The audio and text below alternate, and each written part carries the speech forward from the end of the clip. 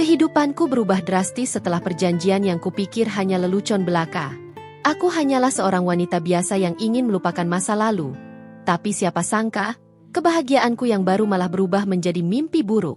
Aku dipuja, aku dicintai, tapi harga yang harus kubayar lebih mahal dari nyawaku sendiri. Assalamualaikum. Kembali lagi di Pelakor TV. Di sini kita akan memberikan video-video inspiratif dan penuh edukasi agar kita lebih bisa bersyukur dalam hidup ini. Dan jangan lupa selalu dukung channel ini agar kita semakin rajin upload video dengan cara subscribe. Dan juga jangan lupa menjawab salam di kolom komentar. Karena menjawab salam hukumnya wajib. Namaku Ayu, 27 tahun, dan aku pernah menjadi istri yang setia. Tapi, kehidupan pernikahan itu berakhir pahit ketika suamiku, Reza, meninggalkan aku untuk wanita lain. Aku hancur, terpuruk, dan tidak tahu harus kemana. Sampai suatu hari, di saat aku mencari ketenangan, aku bertemu seorang pria tampan bernama Arga. Arga seperti malaikat yang datang membawa cahaya di tengah kegelapan hidupku. Senyumnya meneduhkan hati yang rapuh. Tatapannya seakan mampu membaca setiap luka di jiwaku. Tanpa sadar, aku jatuh cinta lagi. Dalam waktu singkat, kami mulai sering bertemu, berbagi cerita, dan membangun kebahagiaan yang sebelumnya hilang. Aku tahu kau pernah terluka, Ayu, ucap Arga suatu malam di balkon rumahku. Tapi aku ingin kau tahu, aku ingin menjadi alasan kau kembali percaya pada cinta. Hatiku berdebar. Kata-katanya membuatku merasa hidup kembali. Namun, ada sesuatu yang aneh pada dirinya. Arga terlalu sempurna, terlalu baik, dan seakan selalu tahu apa yang kubutuhkan sebelum aku mengatakannya. Sampai suatu malam, di tengah kebersamaan kami, ia mengajakku berbicara serius. Ayu, aku ingin kita menikah, katanya tanpa ragu. Tapi ada satu hal yang harus kau setujui sebelum itu. Aku terdiam. Matanya yang tajam menatapku, seakan mencari kepastian. Apa itu, Arga? Tanyaku. Aku memiliki tradisi keluarga yang harus kita jalani, ia mulai menjelaskan. Dalam keluargaku, wanita yang menikah dengan pria seperti aku memiliki tugas istimewa. Kau harus bersedia menjadi seorang wanita penghasil anak. Kata-kata itu membuatku bingung. Apa maksudmu, Arga? Tanyaku, mencoba memahami. Ia tersenyum tipis, tapi ada sesuatu yang gelap dalam senyumnya. Kau hanya perlu setuju, Ayu. Aku akan menjamin kebahagiaanmu, kekayaan, dan cinta yang tak akan pernah kau bayangkan. Tapi tugasmu adalah melahirkan anak-anak, lebih dari yang bisa kau hitung. Aku terpaku. Perasaan aneh menjalar ke seluruh tubuhku. Apa maksud semua ini? Ketika aku mencoba mencerna kata-katanya, Arga meraih tanganku dan berkata, "Percayalah, Ayu, kau tidak akan menyesal. Ini adalah takdir yang sudah menantimu." Namun, di balik senyumnya yang menawan, aku melihat bayangan kelam yang membuat bulu kuduku berdiri. Apa sebenarnya yang disembunyikan pria ini? Dan apakah aku siap menjalani nasib sebagai wanita penghasil anak? Aku tidak bisa tidur semalaman setelah mendengar penjelasan Arga. Kata-katanya terus terngiang di kepalaku. Wanita penghasil anak. Apa maksudnya? Kenapa tugas itu terdengar begitu aneh? Tapi Arga mengatakannya seolah itu adalah hal yang wajar. Keesokan harinya, aku memutuskan untuk berbicara lagi dengannya. Aku butuh penjelasan lebih jauh sebelum mengambil keputusan. Kami bertemu di sebuah kafe kecil di pinggir kota. Arga terlihat tenang, berbeda denganku yang masih diliputi kebingungan. Aku butuh kejelasan, kataku tanpa basa-basi. Apa sebenarnya yang kau maksud dengan tugas itu? Arga menghela napas panjang sebelum menjawab. Keluargaku memiliki warisan tradisi yang sudah ada sejak ratusan tahun lalu. Wanita yang menikah dengan pria dari keluargaku memiliki peran penting.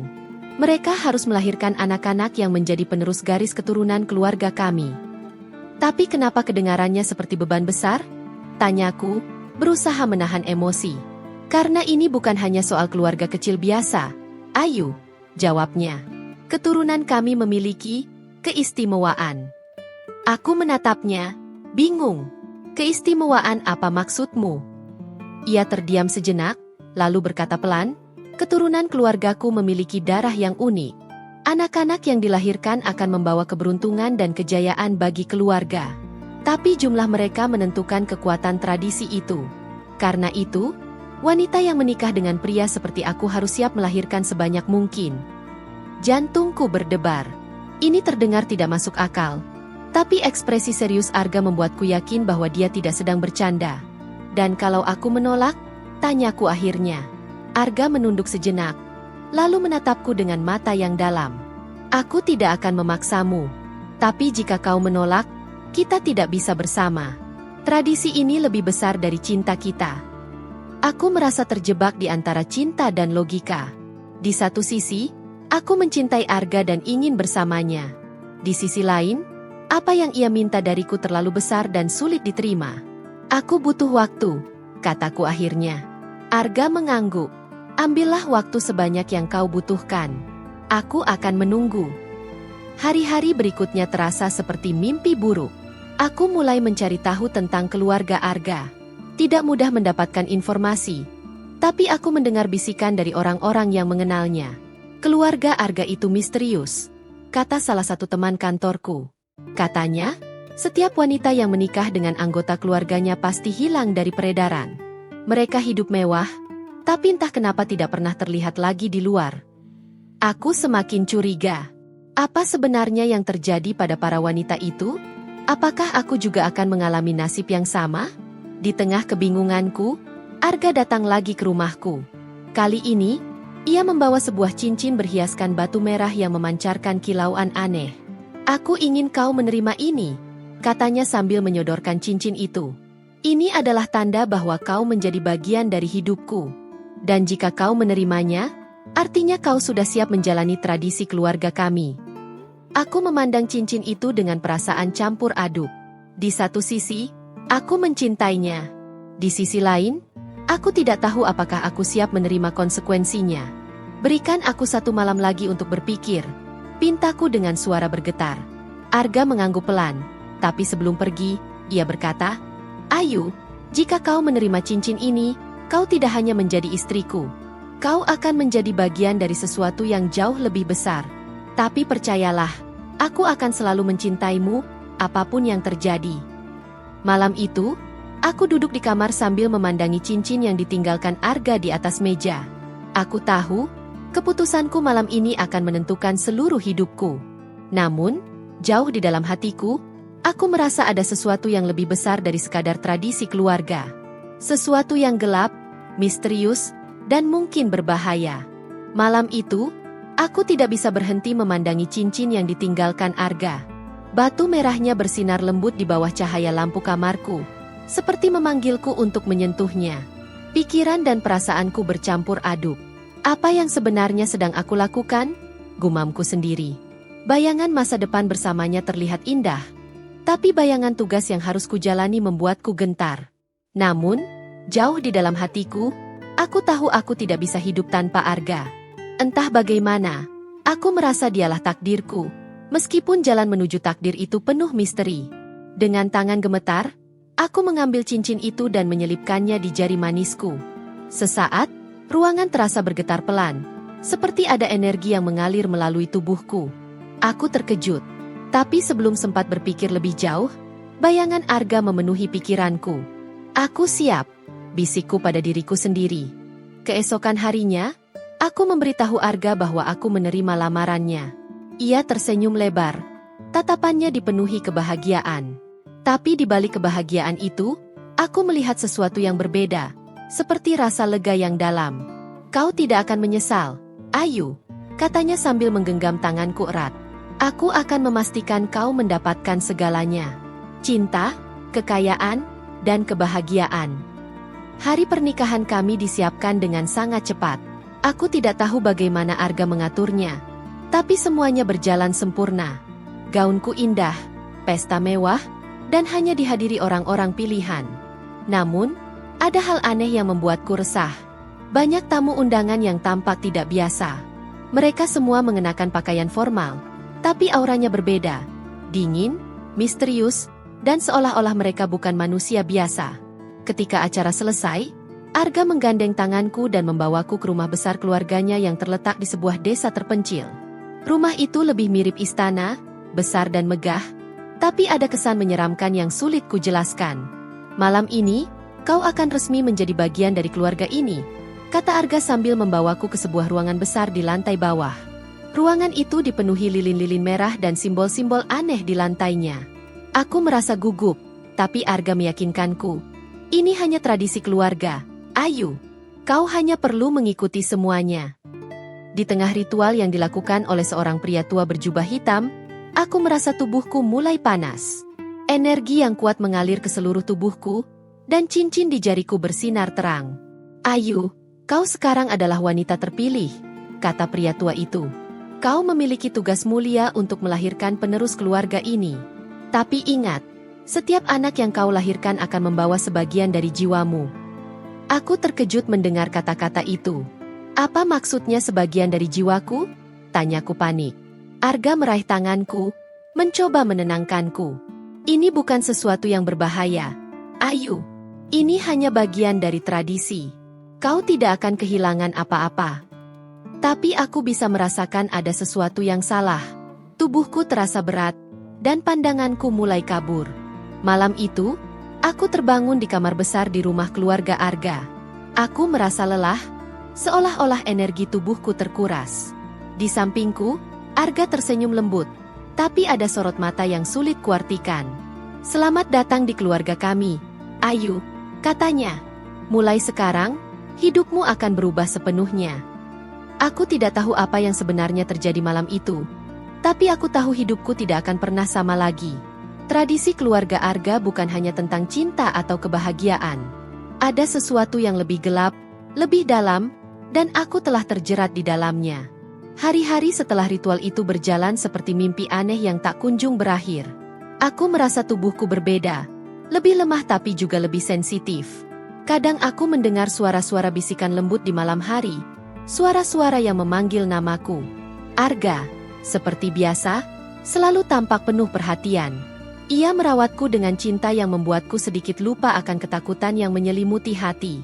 Tapi, bayangan dari malam ritual itu terus menghantuiku.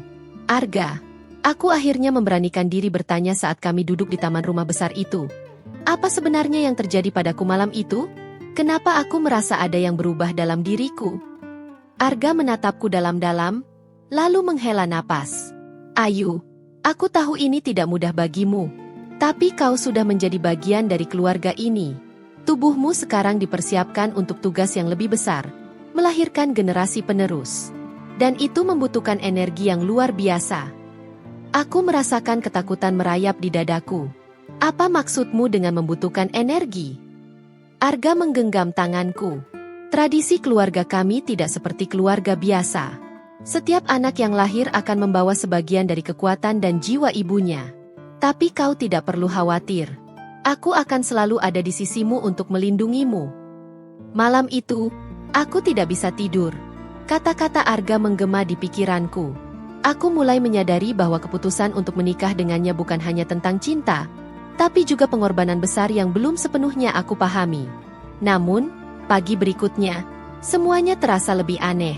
Para pelayan keluarga, yang sebelumnya selalu melayani dengan sopan, sekarang menatapku dengan hormat yang berlebihan. Seolah-olah aku bukan lagi hanya seorang wanita, tapi seseorang yang mereka sembah. Selamat pagi, Nyonya, kata salah satu dari mereka sambil menunduk. Kami sudah menyiapkan segalanya untuk perawatan khusus Anda. Perawatan khusus? Tanyaku bingung. Untuk mempersiapkan tubuh Anda. Jawabnya, seolah itu hal yang biasa. Aku mulai merasa terjebak dalam situasi yang semakin tidak masuk akal.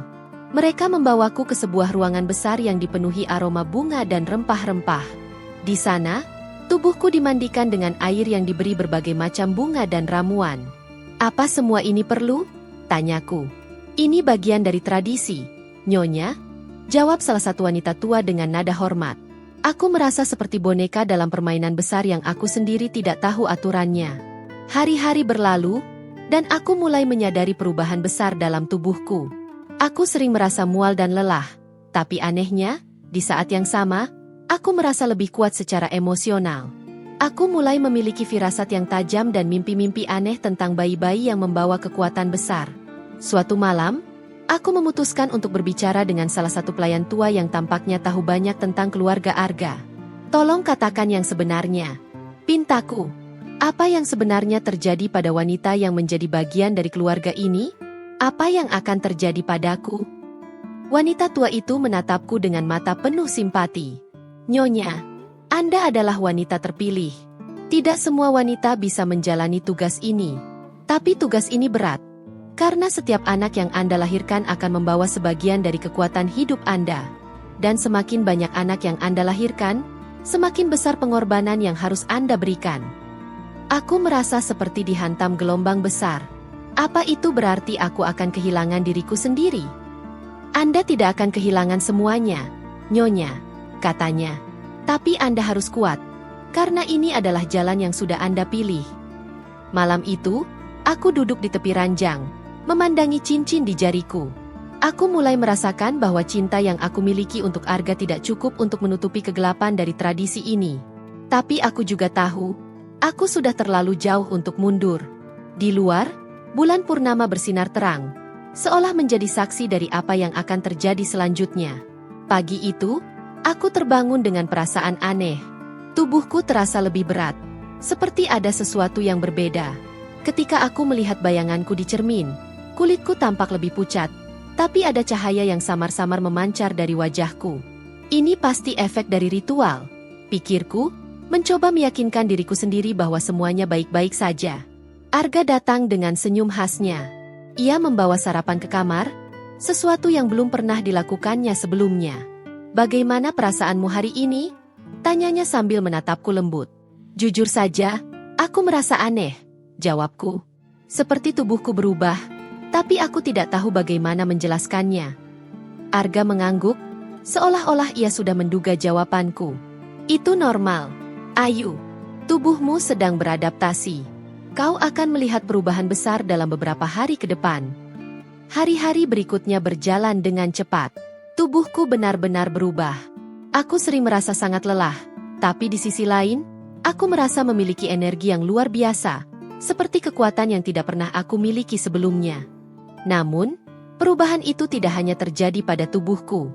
Mimpi-mimpiku semakin aneh. Aku sering melihat bayangan anak-anak kecil yang memanggilku, Ibu. Tapi wajah mereka tidak jelas. Mereka seperti makhluk bercahaya. Tapi ada sesuatu yang menyeramkan di balik keceriaan mereka. Apa yang sebenarnya terjadi padaku? Tanyaku pada Arga suatu malam. Kau sedang mempersiapkan diri untuk menjadi seorang ibu, Ayu, jawabnya. Anak-anak kita akan menjadi penerus keluarga ini, dan mereka akan membawa garis keturunan yang kuat. Kau harus bangga. Tapi aku tidak merasa bangga. Aku merasa takut. Takut pada apa yang sedang terjadi, takut pada apa yang akan terjadi selanjutnya. Suatu malam, aku terbangun karena suara-suara aneh di dalam rumah. Aku berjalan pelan keluar kamar, mencoba mencari tahu apa yang terjadi. Di ujung lorong, aku melihat pintu ke salah satu ruangan terbuka. Cahaya merah terang memancar keluar, dan aku mendengar suara berbisik yang menyeramkan. Dengan hati-hati, aku melangkah mendekat. Ketika aku mengintip ke dalam, aku melihat sesuatu yang membuat tubuhku gemetar. Arga berdiri di tengah ruangan, dikelilingi oleh simbol-simbol aneh di lantai. Di tangannya, ia memegang semangkuk darah. Apa yang kau lakukan? Suaraku bergetar saat aku memergokinya. Arga terkejut melihatku, tapi ia cepat-cepat menyembunyikan mangkuk itu. Ayu, ini bukan seperti yang kau pikirkan, katanya, mencoba menenangkanku. Tidak, jelaskan semuanya sekarang, tuntutku. Arga menunduk, lalu mendekatiku. Baiklah, kau berhak tahu. Ia memegang tanganku erat, dan dengan nada serius, ia berkata, tradisi keluarga kami melibatkan pengorbanan. Anak-anak yang lahir dari garis keturunan ini membawa kekuatan besar, tapi itu membutuhkan energi. Ritual ini adalah bagian dari memastikan anak-anak kita lahir dengan sempurna. Aku merasa marah sekaligus takut. Jadi kau menggunakan aku sebagai alat untuk melahirkan anak-anak yang membawa kekuatan itu? Apa aku tidak berarti apa-apa selain tugas ini bagimu? Tidak, Ayu. Arga berkata dengan suara tegas. Aku mencintaimu. Aku benar-benar mencintaimu. Tapi kau harus mengerti. Ini adalah tanggung jawab yang harus kita jalani bersama. Malam itu, aku merasa hancur. Aku duduk di sudut kamar, mencoba memahami apa yang sedang terjadi dalam hidupku. Cinta yang aku rasakan untuk Arga mulai terasa seperti beban yang menyakitkan. Namun, jauh di dalam hatiku, aku tahu aku tidak bisa pergi. Sesuatu mengikatku pada Arga dan keluarga ini, sesuatu yang lebih kuat daripada rasa takutku. Aku harus menemukan cara untuk bertahan, bisikku pada diri sendiri. Malam itu, aku membuat keputusan besar. Aku akan tetap di sini, tapi aku tidak akan membiarkan diriku dihancurkan oleh tradisi ini. Jika aku harus menjalani takdir ini, aku akan melakukannya dengan caraku sendiri. Hari-hari berikutnya menjadi semakin aneh. Tubuhku terasa lebih berat setiap hari, dan aku sering merasa lelah meskipun tidak banyak melakukan aktivitas. Namun, ada sesuatu yang lain. Aku mulai merasakan kehidupan dalam diriku. Ini pasti anak pertama kami, pikirku dengan campuran haru dan ketakutan. Arga semakin protektif. Ia memastikan aku mendapatkan perawatan terbaik, dari makanan hingga ramuan khusus yang selalu diberikan oleh pelayan keluarga. Namun, di balik perhatian itu, aku melihat ketegangan di matanya, seolah ia menyembunyikan sesuatu. Suatu malam, aku terbangun karena merasakan sakit luar biasa di perutku. Aku menjerit, membuat Arga bergegas masuk ke kamar. "Apa yang terjadi?" tanyanya panik. "Aku tidak tahu," jawabku dengan suara bergetar. Tapi aku merasa seperti ada sesuatu yang mencoba keluar dari tubuhku. Arga tampak bingung, tapi kemudian ia memanggil seseorang yang disebutnya tabib keluarga. Pria tua itu datang dengan membawa berbagai ramuan dan peralatan aneh. "Kau harus kuat, Nyonya," katanya sambil menatapku tajam. "Ini adalah proses yang harus kau lalui." "Apa maksudmu?" tanyaku, tapi rasa sakit itu membuatku tak mampu berkata lebih banyak. Tabib itu mulai membaca mantra dalam bahasa yang tidak aku mengerti, sementara Arga memegang tanganku erat. Proses itu berlangsung selama beberapa jam, dan aku merasa seperti tubuhku hampir hancur. Akhirnya, rasa sakit itu mereda, dan aku mendengar tangisan bayi. "Ini dia," kata tabib itu sambil mengangkat seorang bayi laki-laki yang bercahaya aneh. Aku terkejut melihat bayi itu. Ia tampak berbeda, seperti ada aura kekuatan yang menyelimuti tubuh mungilnya.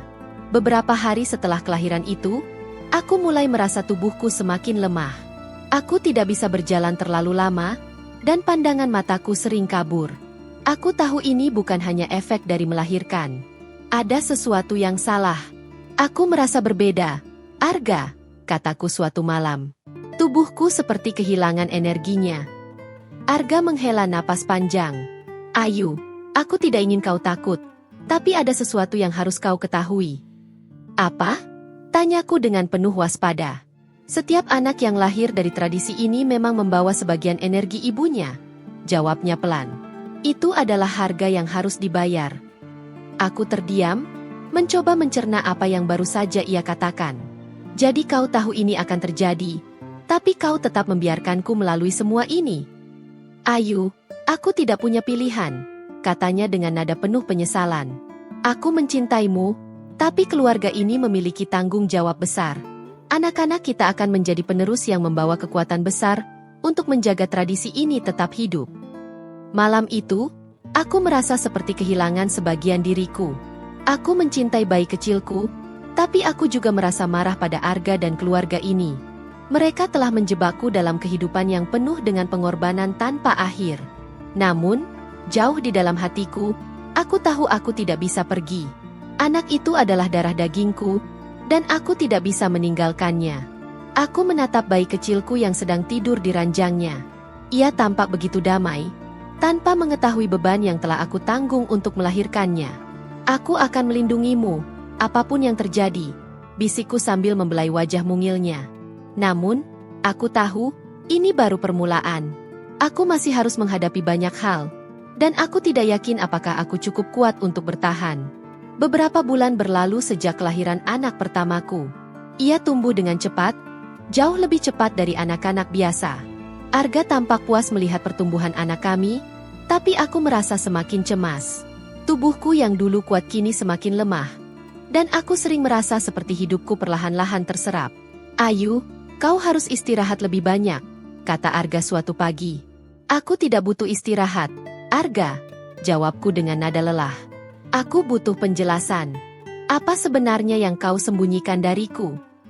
Arga terdiam, lalu menatapku dengan tatapan yang sulit dijelaskan. Ayu, kau tahu bahwa aku mencintaimu, bukan? Tapi cinta itu tidak cukup jika aku terus merasa seperti ini, balasku. Aku ingin tahu semuanya. Apa yang terjadi padaku? Apa yang terjadi pada kita? Malam itu, Arga akhirnya membuka semuanya. Ia mengajakku ke sebuah ruangan yang selama ini selalu terkunci di dalam rumah. Di dalamnya, terdapat buku-buku tua, simbol-simbol aneh di dinding, dan patung makhluk yang membuatku merinding. Keluarga ini adalah penjaga tradisi kuno, kata Arga sambil membuka salah satu buku tua. Anak-anak yang lahir dari garis keturunan kita membawa kekuatan besar. Tapi kekuatan itu membutuhkan energi yang hanya bisa diberikan oleh seorang ibu. Aku merasa tubuhku membeku. Jadi, aku hanya alat untuk memberikan energi itu? Tanyaku dengan suara bergetar.